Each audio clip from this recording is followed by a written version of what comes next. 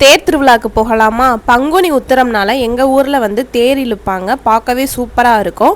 நம்ம ஊரில் வந்து தேர் திருவிழா ரொம்ப பெருசாக நடக்குங்க. 2 திருவிழா நடக்கும். ஒன்று வந்து பூத்திருவிழா, இன்னொன்று வந்து பார்த்திங்க அப்படின்னா தேர் திருவிழா. ரெண்டுமே வந்து செம்மையாக இருக்கும். நான் வந்து அவசரமாக கிளம்பிக்கிட்டு இருக்கேன். ஏன் இவ்வளோ அவசரம் அப்படின்னு பார்த்தீங்க அப்படின்னா, கரண்ட்டு போயிடும் இன்னும் கொஞ்சம் நேரத்தில். ஏன்னா தேர் இழுக்கிறனால அதுக்குள்ளேயும் சரி கிளம்பிடலாமே அப்படின்னு சொல்லிட்டு கிளம்பி நம்ம அந்த ஸ்பாட்டுக்கு வந்து போயாச்சுங்க. நிறையா பேர் வந்திருந்தாங்க. செம்ம கூட்டம். எனக்கெலாம் நான் குட்டையாக இருக்கறனால தெரியவே இல்லைங்க. அதுக்கப்புறம் எக்கி பார்த்துக்கிட்டு இருந்தேன். இந்த பொம்மையை பாருங்கள் எவ்வளோ அழகாக இருக்குன்னு. நம்ம சின்ன பிள்ளையா இருக்கும் போதெல்லாம் இந்த மாதிரி பொம்மையெல்லாம் பார்த்துருக்க கூட மாட்டோம். இப்போ பாருங்கள் எவ்வளோ அழகாக இருக்குன்னு. அதுக்கப்புறம் வந்து சின்ன தேர் வந்து வந்துச்சுங்க. அதுக்கு பின்னாடி தான் வந்து பெரிய தேர் வந்து வரும். அதுக்கப்புறம் வந்து நம்ம சாமிலாம் கும்பிட்டாச்சு. நிறைய பேர் வந்து அன்னதானம்லாம் கொடுத்துக்கிட்டு இருந்தாங்க.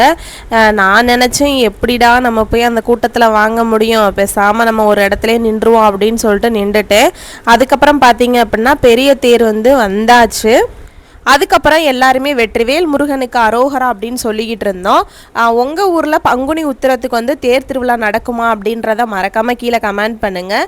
எங்கள் ஊர்லேயே நடக்கிற பெரிய ஃபெஸ்டிவல் அப்படின்னா இந்த ஃபெஸ்டிவல் தாங்க. பார்க்கவே சூப்பராக இருந்துச்சு. அவ்வளோ மக்களும் வந்து ஒன்று கூடி இருக்கும்போது இந்த திருவிழா வந்து செமையாக இருந்துச்சு. இந்த வீடியோ பிடிச்சிருந்துச்சு அப்படின்னா மறக்காமல் லைக் பண்ணி சப்ஸ்கிரைப் பண்ணி வச்சுக்கோங்க. மறக்காமல் சப்போர்ட் பண்ணுங்கள்.